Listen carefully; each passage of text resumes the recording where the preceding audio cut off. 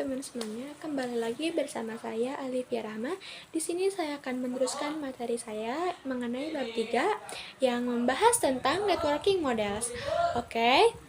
Di bab sebelumnya juga ada beberapa materi yang akan dibahas. Nah, di bab ini saya akan membahas 4 materi. Yang pertama ada konsep, yang kedua ada TCP/IP model, yang ketiga ada encapsulation dan decapsulation, dan yang terakhir ada OSI model. Lanjut ke materi yang pertama, ada konsep. Networking model sangat identik sekali dengan jaringan komputer. Nah, jaringan komputer mengacu pada perangkat komputasi yang saling terhubung, serta dapat bertukar data, serta berbagi sumber daya satu sama lain. Untuk terjadinya proses bertukar data, harus diperlukan aturan yang mendefinisikannya bagaimana komponen komputer agar bisa saling berkomunikasi. Nah, aturan tersebut dinamakan dengan networking models. Jadi, bagaimana setiap vendor saling berkomunikasi dengan open standard networking models yang tersedia. Modelnya ini ada dua. Yang pertama ada TCP/IP yang dibuat oleh International Organization for Standardization. Yang kedua ada OSI model yang dibuat oleh Department of Defense. Nah, kalau misal kita ngebahas familiar, lebih familiar yang TCP/IP ya teman-teman. Sedangkan yang lebih sering dipakai untuk pembelajaran itu lebih ke OSI model. Lanjut. TCP/IP model. TCP/IP model merupakan jenis networking yang mendefinisikan suatu protokol agar antar komputer itu bisa saling berkomunikasi. Setiap networking model itu dipecah-pecah menjadi bagian kecil yang disebut dengan layers.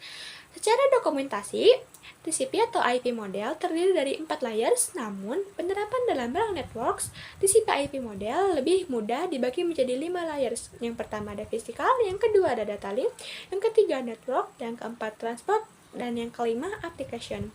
Nah, kita akan membahas satu-satu dari beberapa layers ini. Yang pertama dan kedua ada physical and data link. Oke, kita ke physical dulu. Physical layer mendefinisikan kabling pada satu jaringan komputer. Maksudnya mendefinisikan secara fisik apa yang digunakan untuk menghubungkan antar device. Sedangkan data link layer mendefinisikan protokol yang dibutuhkan pada physical layer. Salah satu fitur pada data link layer ialah frame check sequence yang hanya mendeteksi error tanpa recovery, dan juga addressing yang digunakan pada data link layer adalah MAC address. Oke, lanjut ke yang ketiga, ada network. Network layer hanya terdapat satu contoh, yaitu IP atau yang bisa dikenal dengan IP address. Nah, IP address menyediakan dua fitur yang sangat penting, yaitu addressing. Apa sih addressing itu? Addressing itu yang memberikan nama pada jaringan komputer. Dan routing. Routing itu adalah fitur yang disediakan IP di bagian network layer yang bekerja mencari rute tercepat untuk sampai tujuan, yang dimana berfungsi untuk menangani konektivitas dan pemilihan jalur.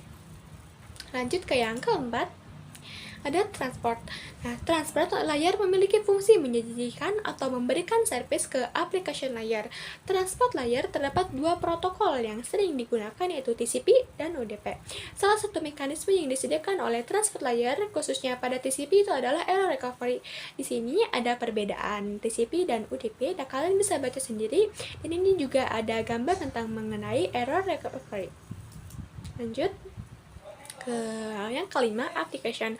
Application layer berfungsi sebagai antarmuka dengan aplikasi, mengatur bagaimana aplikasi dapat mengakses jaringan, kemudian membuat pesan-pesan berskala. Contoh service dari application layer itu seperti HTTP, POP3, SMTP, IMAP, SSH. Nah, HTTP itu digunakan ketika kita mengakses suatu web browser. Di sini ada gambar mengenai cara kerja HTTP kayaknya. Oke. Lanjut ke yang materi selanjutnya, ada encapsulation dan decapsulation.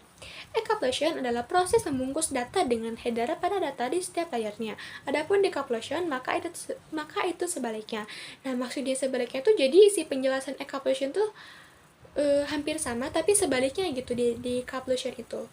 Nah, di sini ada name of TCP atau IP message, kalian bisa baca sendiri, dan ini juga ada gambar-gambarnya. Oke, lanjut ke yang terakhir, ada OSI model. OSI model bisa disebut dengan OSI 7 layer model yang merupakan sebuah kerangka konseptual yang digunakan untuk memahami bagaimana sistem komunikasi komputer dapat saling berinteraksi dalam sebuah jaringan. Model ini membagi proses komunikasi jaringan menjadi 7 lapisan yang berbeda, dengan masing-masing lapisan memiliki tugas dan fungsinya sendiri. Tujuan dari model OSI adalah untuk menyediakan standar dan panduan bagi perangkat dan protokol dalam sebuah jaringan agar dapat saling berkomunikasi dengan cara yang struktur. Nah, ada 7 layers OSI model. Yang pertama ada application layer, yang kedua ada presentation layer, yang ketiga ada session layer, yang keempat ada transport layer, yang kelima ada network layer, yang keenam ada data link layer, dan yang terakhir atau yang ketujuh ada physical layer. Oke, sekian materi yang akan dibahas di materi ini. Mohon maaf jika ada kata yang kurang berkenan ataupun ngomong saya kecepatan. Bye semuanya, see you. Assalamualaikum warahmatullahi wabarakatuh.